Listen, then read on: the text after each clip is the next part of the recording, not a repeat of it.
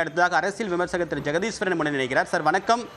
2வது மாநில மாநாட்டில் முதல் மாநாட்டிலிருந்து கற்றுக்கொண்ட பாடங்கள் ஏதாவது தென்படுதா? இல்லை தொண்டர்கள் இன்று காலிலிருந்து தொடர்ச்சியாக களத்தில் பார்த்துட்டு இருக்கும், குடித நீரில் பிரச்சனை, ஒரு நிழல் கூட இல்லாமல் வெயிலில் தவிக்கக்கூடிய காட்சிகளை பார்த்துட்டு இருக்கும். உங்களுடைய கருத்து என்னது? இல்லைங்க, இது 2வது மாநாட்டில் முதல் மாநாட்டில் செய்த பல விஷயங்களை நாங்கள் செய்யாமல் தவிர்க்க போகின்றோம். இன்னும் கூடுதலாக இது மிக குறிப்பாக குடித நீர்லாம் போன வாட்டி பிரச்சனை ஏற்படுது, அதுக்கு அந்த பிரச்சனை எல்லாம் இல்லாமல் பார்த்துக் கொள்வோம் அப்படின்றதா தமிழக வெற்றிக் கழகம் உறுதி கொடுத்தாங்க. பல செய்தி சேனல்களையும் நம்ம பார்த்திருக்கலாம். குடிதண்ணிக்காக பிரத்யேக ஏற்பாடு, நாங்க பைப்பெல்லாம் லே பண்ணிருக்கோம், அது இல்லாம நீங்க டேப்பை திறந்தாலே தண்ணி வரும், அது இல்லாம வாட்டர் பாட்டில்ஸும் ப்ரொவைட் பண்ண போறோம்ட்டு நிறைய பார்த்தோம். ஆனால் சிக்கல் என்னன்னு கேட்டீங்கன்னா, நான் போன வாட்டியும் பார்த்த அதே ஒரு பிரச்சனை, ஒரு மையமான ஒரு மிக முக்கியமான பிரச்சனையை மறுபடியும் தமிழக வெற்றிக் கழகம் யோசிக்க மறுத்து கொண்டே இருக்கின்றது. நீங்க சாயந்தரம் நடக்க போற மாநாட்டுக்கு காலையில 6 மணிக்கு மாநாட்டு திடலை திறந்து வைக்கிறார்கள். அது மிகப்பெரிய தவறு நான் பார்க்கின்றேன். நீங்க போன வாட்டி நான் அந்த மாநாட்டு இடத்துல இருந்தேன், விக்கிரவாண்டியில இருந்தேன். முதல் நாள் அவங்க பவுன்சர்ஸ்ட மற்ற செக்யூரிட்டி எல்லாம் கேட்கும் பொழுது, அடுத்த நாள் எத்தனை மணிக்கு மாநாடு திறப்பீங்கன்னா ஒரு மத்தியானம் போல திறக்கலான்னு இருக்கோங்க.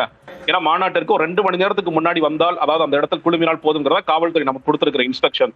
அப்ப நம்ம முதல்ல விக்கிரவாண்டியில 6 மணிக்கு தான் ஆரம்பிக்கிற மாதிரி பிளான். சோ 4 மணிக்கு கூட்டம் கூட ஆரம்பிச்சிருந்தான். ஆனா போன வாட்டியும் இதே மாதிரி காலையில் உங்க எல்லா நியூஸ் சேனல்ஸ்ல நீங்க பாத்துருக்கலாம், காலை 6-6:30 மணிக்கெல்லாம் கூட்டம் உள்ள அவங்கவுங்க உட்கார ஆரம்பிச்சிட்டாங்க அப்படிங்கறது பார்த்தோம். அதே பாடத்தை மறுபடியும் தமிழக வெற்றிக் கழகம் மறுபடியும் அதை செய்ய தவறி இருக்கிறார்கள். அதனால என்ன ஆச்சுன்னா, காலையில 6-6:30 மணிக்கெல்லாம் நிறைய பேர் இன்னும் சொல்லப்போனா இந்த நைட்டே வர ஆரம்பிச்சிட்டாங்க. போன வாட்டியாவது ஒண்ணு என்ன பண்ணாங்கன்னா, விக்கிரவாண்டியில முதல் நாள் என்ன பண்ணாங்கன்னா, நைட் ஒரு 10 மணிக்கு எல்லாத்தையுமே கிளப்பிட்டாங்க. ஒரு முக்கியமான அரேஞ்ச்மெண்ட்ஸ் ஏதோ நடக்க போது, சம்திங் ஏதோ மேபி விஜய் அந்த நேரத்துல வந்திருக்கலாம், அவர் கூட ஒரு பிராக்டிஸ் பண்ணி பார்த்திருக்கலாம். அதனால என்ன பண்ணிட்டாங்கன்னா, அவங்க எல்லாத்தையுமே வெளியே போச்சுட்டு அடுத்த நாள் காலையில ஒரு 6-6:30 மணிக்கெல்லாம் திறந்து விட்டாங்க. இது நேற்று நைட்ல இருந்தே உட்கார்ந்துட்டு இருக்காங்க. எவ்வளவு பேர் அதை வெளியே போக வச்சாங்கன்னாங்கிறது தெரியல ஒண்ணு. பட் ஆனா காலை 6-6:30 மணிக்கே திறந்து விட்ட காரணத்தினால என்னன்னு கேட்டீங்கன்னா, அடுத்த ஒரு 12 மணி நேரம் அந்த மாநாட்டு திடல்ல இருக்க போறாங்க. இப்போ வானிலை ஆய்வாளர் சொன்ன மாதிரி எல்லாருக்குமே தெரியும், கடுமையான வெயில். சென்னையிலே இன்னைக்கு ரொம்ப வெயில் அடிக்குது. அதே மாதிரி மதுரையிலையும் 102 டிகிரி எல்லாம் ஃபாரன்ஹீட் போயிட்டு இருக்கு அப்படின்னு சொல்லி பார்க்கின்ற செய்திகள். அப்ப அடிப்படை தேவையான தண்ணீர், ஏன்னா 2 விதமான கிரௌட் வருவாங்க. இதுக்கு என்னன்னு கேட்டீங்கன்னா, ஒரு ஆர்கனைஸ்டு கிரௌடுன்னு ஒன்று வருவாங்க, அன்ஆர்கனைஸ்டு. நீங்க ஆர்கனைஸ்ட் கிரௌட்ல பார்க்கலாம், நம்ம கையில சாப்பாடு, தண்ணி பட்டலம், காலைல சாப்பாடு, மத்தியான சாப்பாடு இதெல்லாம் வச்சிருப்பாங்க. ஏன்னா இவங்க எல்லாருமே அந்த மாவட்ட நிர்வாகங்களால் வண்டிகள் அமைக்கப்பட்ட அந்த வண்டிகள்ல வரக்கூடிய நபர்கள். இவங்க எல்லாம் அவங்கள்ட்ட ஏற்கனவே இதான் பிளான், சாயந்தரம் 4 மணிக்கு நீ பசி தாங்கணும், தண்ணி தாங்கணும், இதெல்லாம் ஏற்பாடு பண்ணி வச்சுக்கன்னு சொல்லுவாங்க.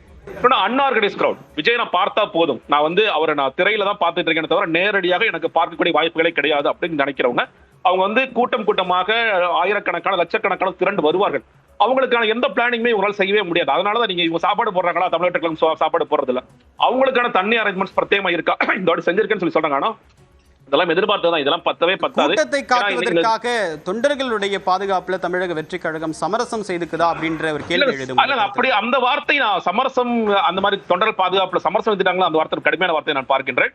அனுபவ ரீதியாக அவர்களிடம் ஒன்றுமே இல்லைங்கிறத பிரச்சனையா பார்க்கிறேன். ஒரு அனுபவம் நீங்க ஒண்ணு கத்துக்கணும். நம்ம போன மாநாட்டுல சில பேர் விமர்சிச்சாங்கன்னா, அந்த விமர்சனத்துல இருந்து நம்ம அந்த பாடங்களை என்ன கற்றுக்கொண்டோம், அது கட்சிக்குள்ள இருந்து விமர்சிச்சிருக்கலாம், கட்சிக்கு வெளியே இருந்து விமர்சிச்சிருக்கலாம், இதெல்லாம் கோட்டை விட்டோம், இந்த கோட்டை விட்டதுக்கு நம்ம எல்லாம் என்ன மாற்று ஏற்பாடு செஞ்சிருக்கோம் அப்படிங்கறத நான் சொல்லல.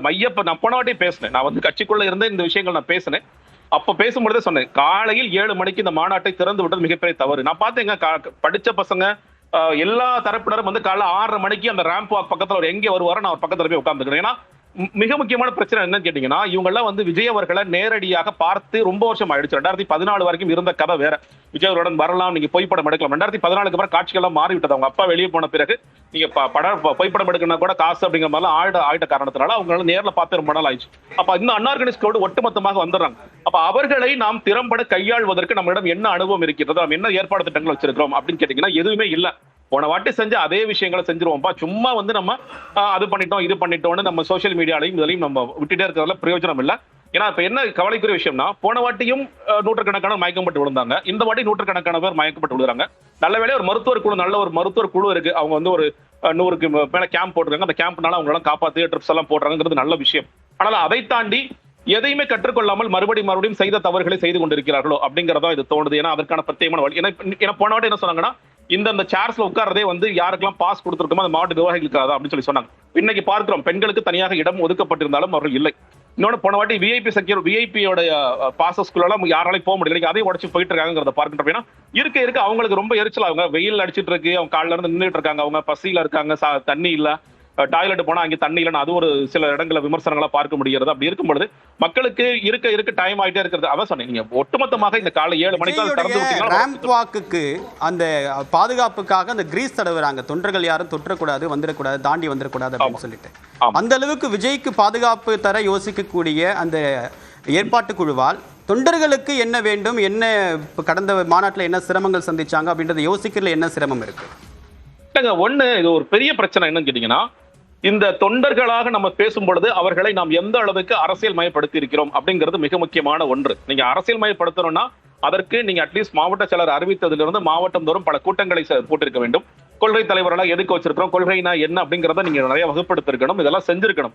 நீங்க இன்னுமே அந்த குரூப்புக்குள்ள தமிழ் வெற்றி கழகம் போறக்கே தயங்கிட்டு இருக்காங்கல்ல. அவங்க கூட்டம் வரும், 10 லட்சம் வரும், 15 லட்சம் வரும், அந்த நம்பர்ஸ் கவுண்ட்ல இருக்கிற காமிக்கின்ற அந்த அக்கறைய இந்த அரசியல் மயப்படுத்த வேண்டும். இந்த 1.5 வருஷத்துல நான் என் கட்சி அரசியல் மயப்படுத்தி இருக்கேன் அப்படின்னா ஆட்டோமேட்டிக்கா அவங்க இல்ல நம்ம இப்படி பிஹேவ் பண்ணணும், நம்ம தொண்டரா பிஹேவ் பண்ணணும், ஒரு ரசிகராக நம்ம பிஹேவ் பண்ணக்கூடாது அப்படிங்கறத அவங்க